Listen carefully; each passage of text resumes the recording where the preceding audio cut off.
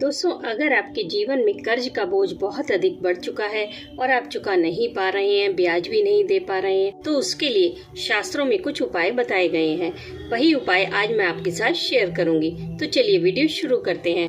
दोस्तों, जो इंसान कर्ज की दलदल में फंस जाता है वो उसमें से जितना निकलना चाहता है उतना ही अधिक और फंसता चला जाता है, क्योंकि एक कर्ज को पाटने के लिए वो दूसरा कर्ज लेता है, घर का सामान बेचता है, गहने गिरवी रखता है, जो वो कभी नहीं छुड़ा पाता। तो सबसे पहले तो आप यही कोशिश करें कि कर्ज लेना ही ना पड़े।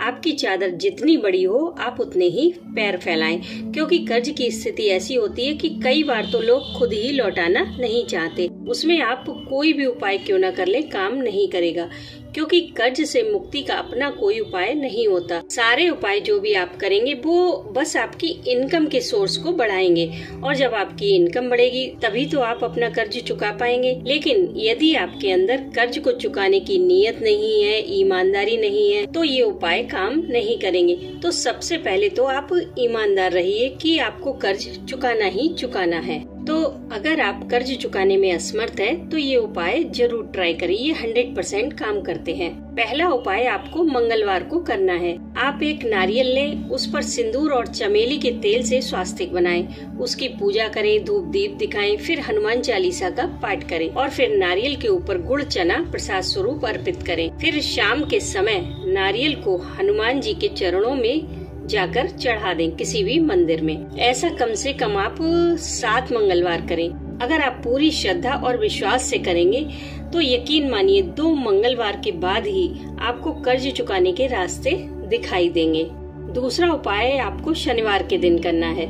शनिवार के दिन आप सुबह सवेरे जल्दी उठें, स्नान के पश्चात आपकी जितनी हाइट है उतना बड़ा एक काला धागा ले लें और उस काले धागे को नारियल पर लपेट दें। फिर पहले उसका पूजन घर में करें, फिर किसी पवित्र नदी के तट पर जाकर नारियल का पूजन करें, फिर उसे बहते जल में प्रवाहित कर दें और प्रभु से प्रार्थना करें कि हम ये अपनी सभी परेशानियों को बहा रहे हैं, हमें सभी प्रकार के कर्जों से मुक्ति दें। यकीन माने इस प्रकार नारियल के साथ साथ आपकी सभी मुसीबतें बह जाएंगी।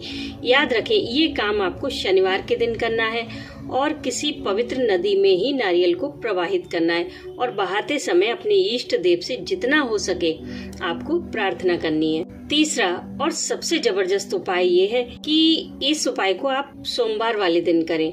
सोमवार वाले दिन आप एक लोटे में कच्चा दूध और गंगा जल लेकर किसी बट वृक्ष के पास चले जाएं और बट वृक्ष की जड़ में दूध को चढ़ाएं, बटुकेश्वर महादेव का ध्यान करते हुए, जैसे आप उनका अभिषेक कर रहे हैं। और इसके साथ साथ अपने समस्त दुख मुसीबत उनके साथ शेयर करें। इस प्रकार आप 7 सोमवार लगातार पूजा करें और 7वें सोमवार वहाँ से बट की छोटी सी जड़ ले आए जहाँ आपने कच्चा दूध 7 सोमवार को चढ़ाया है, और उस छोटी सी जड़ को लाकर पूजा स्थान में अगले सोमवार तक रखें और नित्य उसका पूजन करें। उसके बाद आप इस जड़ को चाहे तो लाल धागे में पहन भी सकते हैं या फिर आप इसे अपने पर्स में या तिजोरी में रख लें। दोस्तों, बट वृक्ष में माँ लक्ष्मी जी की असीम अनुकंपा होती है।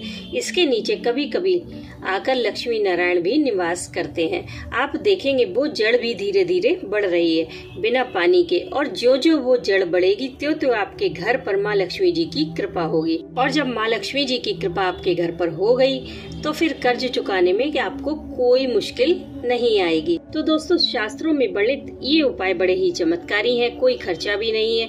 इन्हें करके आप अपने कर्ज से मुक्ति पा सकते हैं, लेकिन अपनी मेहनत और प्रयास बराबर करते रहिए, क्योंकि ये सारे जो उपाय हैं वो आपकी मेहनत को बल देकर आपके प्रयास को सफल बनाते हैं। राधे राधे।